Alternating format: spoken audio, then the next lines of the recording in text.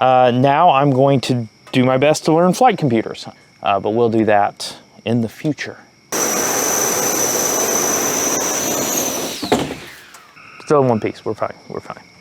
All right, it is time to talk flight controllers, and this, my friends, is the SpeedyBee.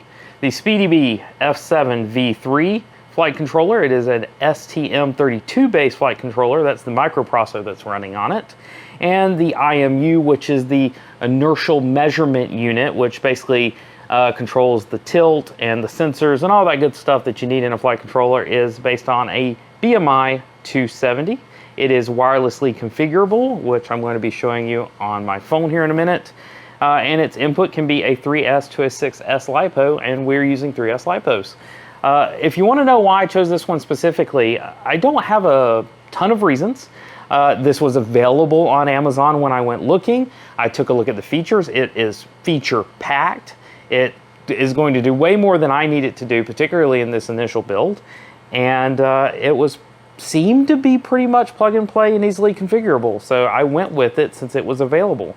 Pulling it out here, let's see what it comes with. It does come with the card on where to download the manual and the app. And as you can see right here, this is the controller itself. Pretty basic. They have these things called stacks, and usually it includes both the microcontroller, flight controller itself, as well as the ESC for actually controlling the motors. But given how much current mine pulls, I'm going to be running my own ESCs for each motor and then just using the flight controller. So let me pull this out here. I think the only thing else here is the microcontroller itself. As you can see, a bunch of pads where we can solder things, as well as quick connects where I can actually build connectors to actually connect these to the different things I'm going to, you know, your external things like your motors, as well as your transmitter, GPS unit, all sorts of things you can connect externally on here. I'll pop up a diagram that shows you what all you can connect to this thing. It's got a USB-C for power, and obviously when we're in flight, we're going to just be powering this over just LiPo. All right, looking at the app, here we go. We got the SpeedyBee. We're going to start that up. So we're going to get started. F7 V3, that's this one right here. It says it's going to search for it, so let's go ahead and plug it in. It can't find it. It's not powered on. So we're going to power that on. Oh, look at all the lights show. That's fantastic. There it goes. So now it sees it. I'm going to say this one. Password. We need to set a password. All right. That sounds good for this one. And here we go. And you can see right here on the screen, as I tilt this, it knows that it's tilted. It has different colors. It has the compass direction, which you're seeing right here. And it has the tilt and everything on here. So no valid receiver signal detected. You know, it's not set up yet. I'm going to have to go through all the setup here. This isn't obviously a video on this flight controller, so I may not walk you through it all. I'll capture some screen here so that you can see what I'm doing. We'll get this configured, and then I will get it all wired up, and we'll begin testing to see how my quadcopter does, see if it's actually flyable. Next step, fly a quadcopter. But before I could actually fly a quadcopter, I had to do a lot of wiring and a lot of soldering to get the headers I needed to be able to hook up to the ESCs and the other components, such as actually providing power to the flight controller itself. So that's what you're going to see right here, is me basically just soldering headers to these pads, and then I'll be able to easily connect them to the ESCs and the other components that I need to. So let's get through this section, then we'll get back to testing this out, which is way more exciting.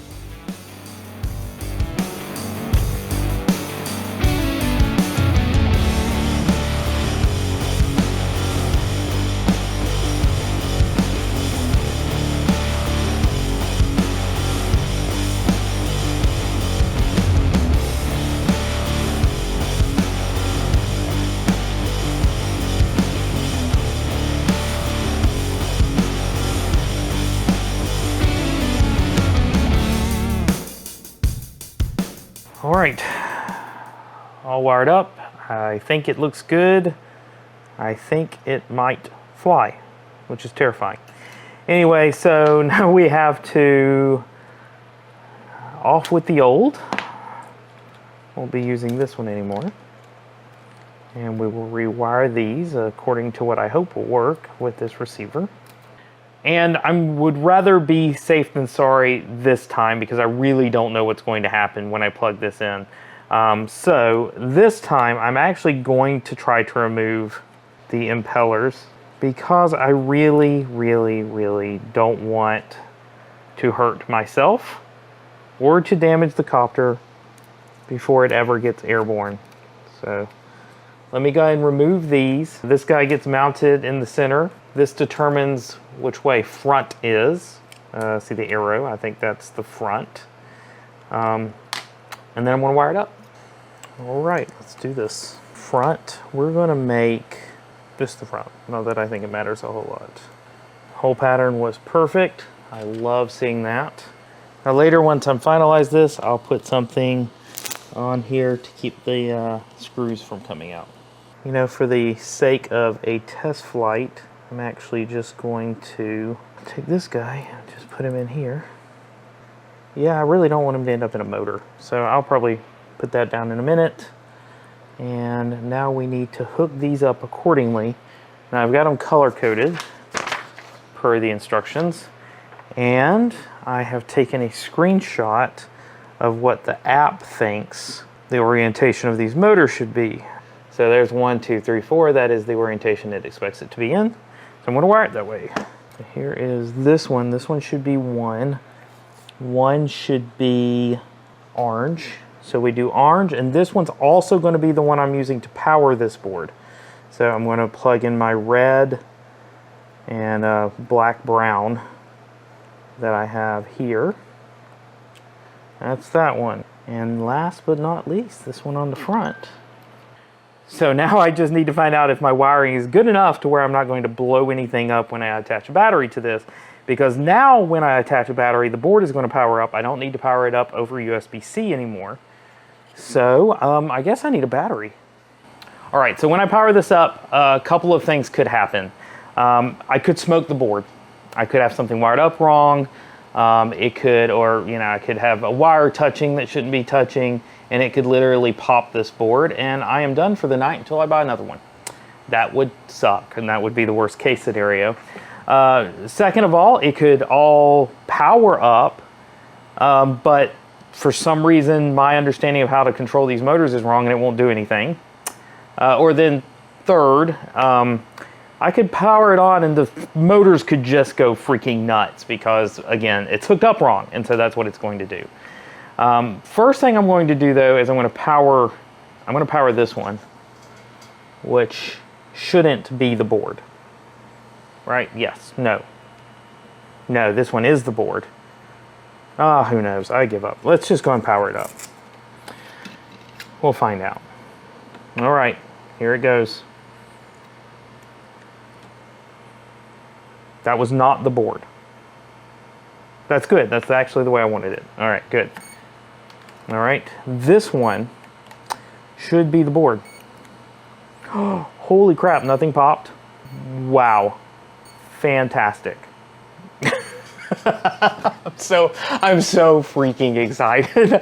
I really was serious. I mean, I do my best to read these wiring schematics and hook everything up, but when you never wired something up, you don't know what's going to happen, and so I was a little worried about this one. So it knows it doesn't have a connection. I'm going to do this, and again, this is another instance where the motors could go nuts. Let's hope it doesn't. I don't know why they're still beeping. They should have a signal. Maybe it's because they're not hooked up to power and ground also, so they don't know they're hooked up. Let me see what the software thinks. Should connect. I shouldn't have any problems connecting because I do see that I have power. How do I test the motors? If I do this, does it do anything? No. All right, this was one of the possible outcomes. Nothing blew up though. Motors have power, but I'm not controlling them. All right, so this is something for me to figure out. Let me work on this and see what I can come up with. All right, I'm going to try this again. Again, still no impellers on here.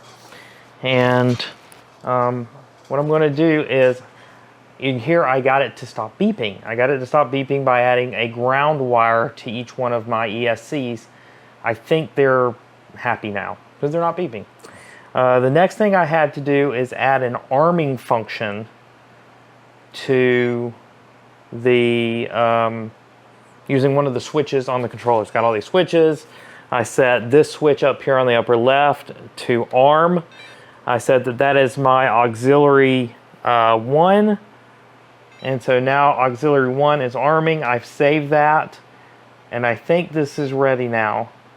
Arm switch is in an unsafe position. At least the arm switch is working. Maybe it won't work while it's doing it. Okay, I'm going to disconnect. This ain't going to do anything even if it spins up. So now I'm going to arm it. I have a blue light. I turn it off. I don't have a blue light. All right, so arming it. Let's see if it spins up. Looky there.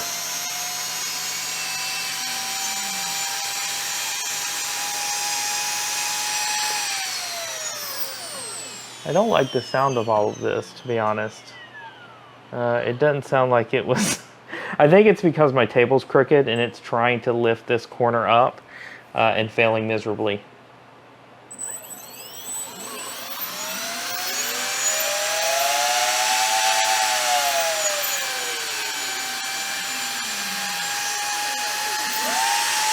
Really confused. So I'm going to turn it off.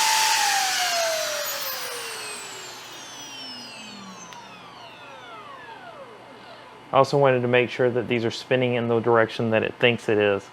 So I'm going to kind of, let me go back over to my photo. Now according to this photo, I'm going to arm this again. Give it a little throttle. I'm going to have to set my throttle on these. So these are spinning this way. This one's not spinning right now. This one isn't either. I think that's going to be right though. That one's spinning that way. I think that should spin the same direction.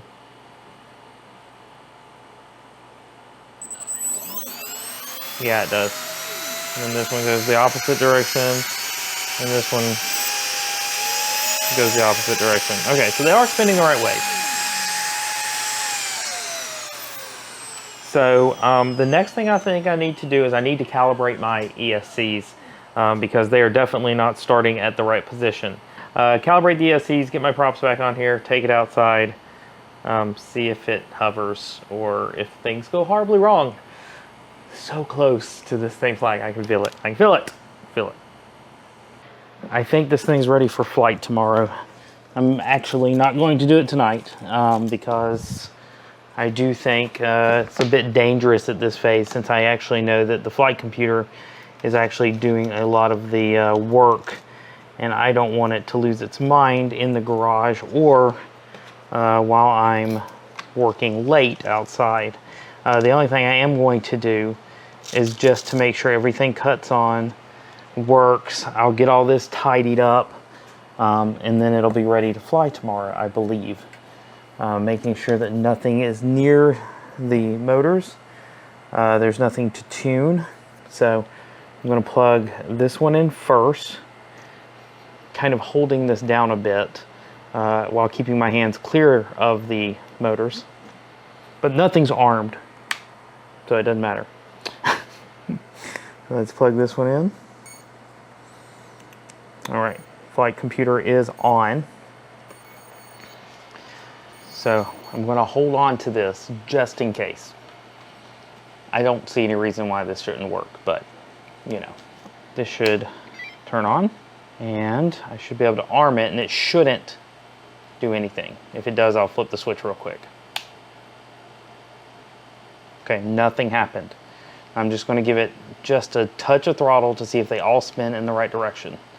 I want to make sure that I'm getting positive airflow.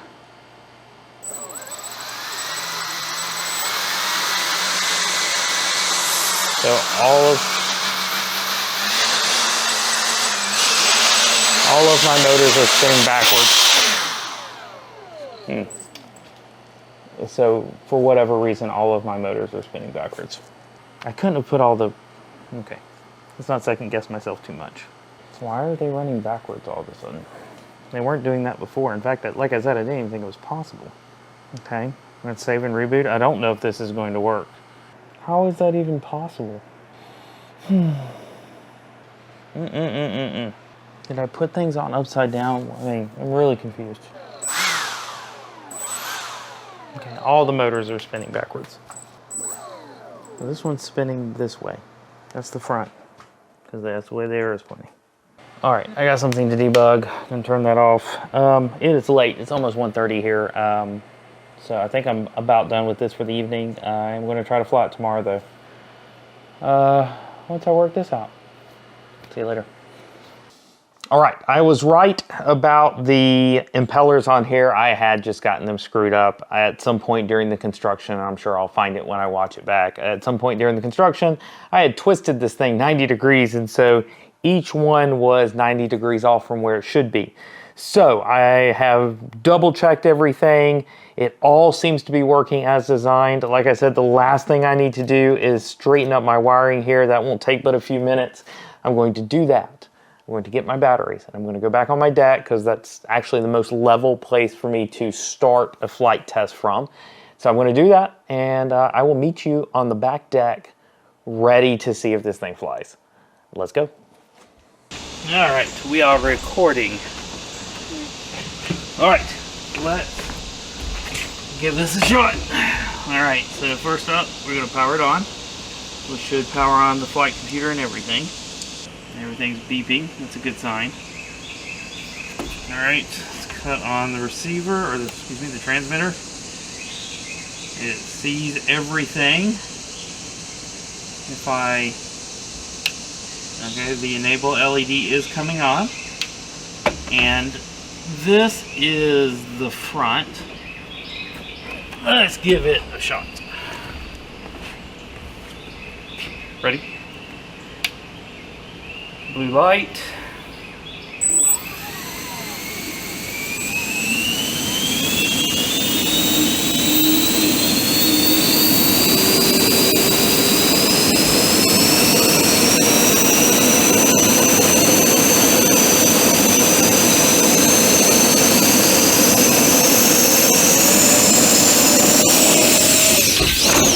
Well, that wasn't horrible. Wasn't the best. I don't know why it's going in that direction. Needs a little trimming apparently. Let's try one more time. Re-enabling.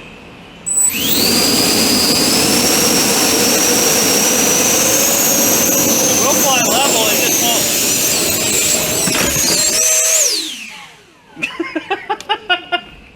That sucked. Why'd you keep going? Why'd you keep going? You broke it. It's only partially broken. You broke it. Look, see, this one's broken. It why'd you do that? It could have been worse. No, that was worse, bro. Okay. No. It's not broken. Shh, it's fine. No. It's fine. I'll have to print some extras.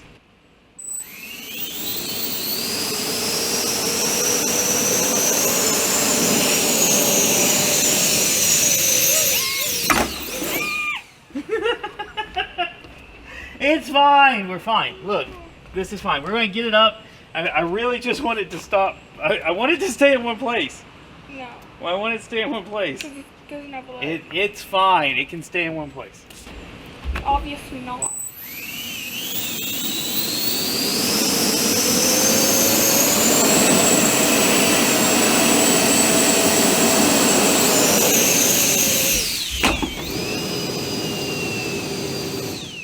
I just realized I'm really broken now. What did you do? Frame's a bit split there. I see the frame there. Oh my gosh, bro. The frame broke. This is why people make these out of carbon fiber, but since it's 3D printed, it's also why I can just print a new one real quick. And No, because now I have to re-put everything together. but that's why it's not really staying together as well as it was. Because you keep breaking it. Hey, it's part of learning. No, it's not. It is. No. How do you learn how to do one of these if you don't, I do it just try? right, bro. Just do it right. I don't break it. Well, you never know. This is fine. No, it's not.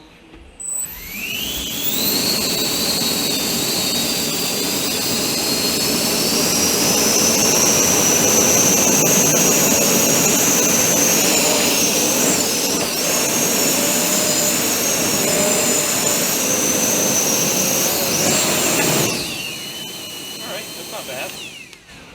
Like I said, it's just going to take a little bit of learning. I'm not sure still why it won't fly. It will fly level, which it wouldn't do before a flight computer, but it will not fly.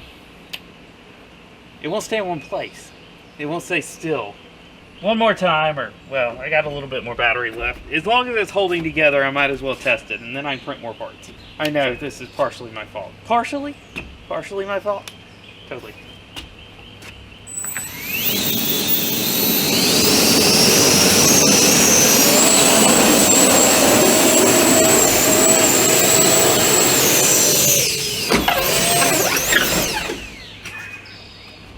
Alright, I think I'm about done for. I've cracked it enough. Yeah, that's not too bad. If I only broke 2 pieces in this whole thing, I'll have to double check to see if that's all. So this one's broken. Oh, wait. That one's broken. And of course I broke that foot. What else broke? This piece here looks broken. Yeah, so that one's broken here. Just a little bit, right there. But that's not a bad first flight. I'll take it. I do want to do some tuning to figure out why it won't stay in one place. Why it insists on like edging off to one side. But other than that, I'm happy with that. It was not a bad first flight. I'm getting weird looks over here from the audience. I will go reprint some parts, maybe out of some sterner stuff, and we will give this another shot and see if I can figure out some tuning to do on the flight controller.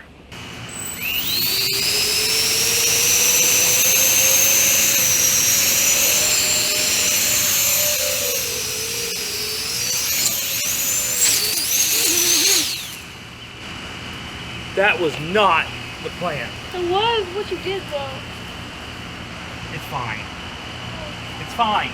It's Not fine. fine. It's fine. No. It is fine. No. It's not broke. Well, at least I don't think it's broke. Bro. Oh, it is broke. I broke. See? Oh, crap. I broke 2 of them. Oh. What did you do? I broke 2 of the propellers. Okay.